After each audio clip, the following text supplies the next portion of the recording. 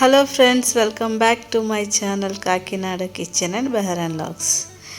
అందరికీ వినాయక చవితి శుభాకాంక్షలు అండి. ఈరోజు వీడియో ఏంటంటే వినాయకుడికి ఎంతో ఇష్టమైన బియ్యం పిండితో చేస్తున్నానండి. బెల్లం కుడుములు ఇవి, పొడి బియ్యం పిండితో. వీడియోలోకి వెళ్దాం ఒకసారి. చాలా ఈజీగా ఉంటుందండి ప్రాసెస్. అన్నీ రెడీ చేసి పెట్టుకుంటే 10 నిమిషాలు అయిపోద్ది.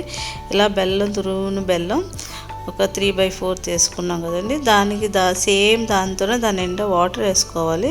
ఇంకా కొంచెం లైట్గా పడుతుంది వాటర్ అంతే. మళ్ళీ కొంచెం స్ప్రెడ్ అంతే. దాని నిండా వేయలేదు, నేను కొంచెం హెల్త్గా వేసాను.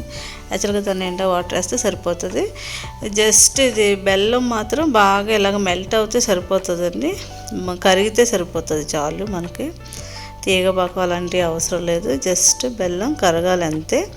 ఆ బెల్లంలో తుక్కు అది ఉంటుంది కాబట్టి మనం కరిగిన తర్వాత జస్ట్ మనం ఫిల్టర్ చేసేసుకోవాలి. వేరే దాంట్లోకి మనం పెట్టుకొని సేమ్ అదే దాంట్లోనే మనం మళ్ళీ వేసి లైట్గా బాయిల్ చేసుకోవాలి. బాయిల్ చేసిన తర్వాత కొంచెం యాలకుల పొడి, లైట్గా సాల్ట్ కూడా వేయచ్చు అవసరమైతే.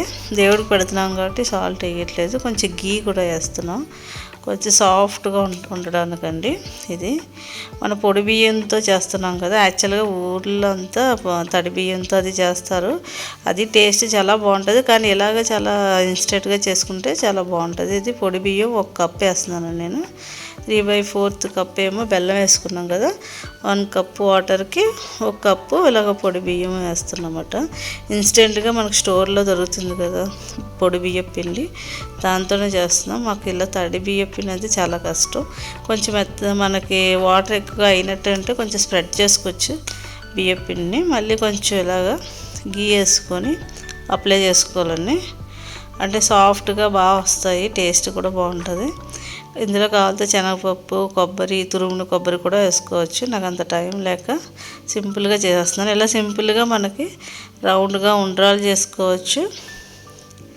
లేకపోతే మనకి ఇష్టమైన షేప్స్ అండి. ఇది ఇలా కుడుములు మోస్ట్లీ ఇలాంటివి చేస్తూ ఉంటారు మన ఊళ్ళో. అవి మనకి ఎక్కువ దేవుడికి ఇష్టమైన రౌండ్ని ఈ షేపే చేస్తారు. కానీ మనం వేరే షేప్లు కూడా చేసుకోవచ్చు. ఇలా తప్పడుగా, లేకపోతే మోదక్ సైజులో కూడా చేసుకోవచ్చు. మోదక్ లాగా మనం చేసుకోవచ్చు. నేను చేసి చాలా తక్కువ చేశాను. సో దానికి నాకు 3 వచ్చినాయి ఒక్కొక్క షేపు.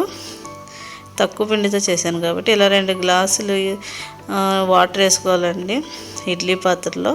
దానిపైన ఇవి పెట్టి ఒక 10 నిమిషాల్లో ఉడకబెడితే సరిపోతుంది. స్టీమర్ ఉంటే ఇంకా ఈజీ అయిపోతుంది, స్టీమర్లో పెట్టేయచ్చు. ఇలా 10 నిమిషాల తర్వాత తీసుకుంటే మనకి బెల్లం కుడుములు చాలా ఈజీగా రెడీ అయిపోతాయి. అన్నీ రెడీ చేసి పెట్టుకుంటే 10 నిమిషాలు అండి. అందరికీ కుదరని వాళ్ళకి, అన్ని వంటలు కుదరని వాళ్ళకి ఒకే షేప్తో మనం ఇలా చేసుకోవచ్చు. నాకైతే 3 వచ్చినాయండి.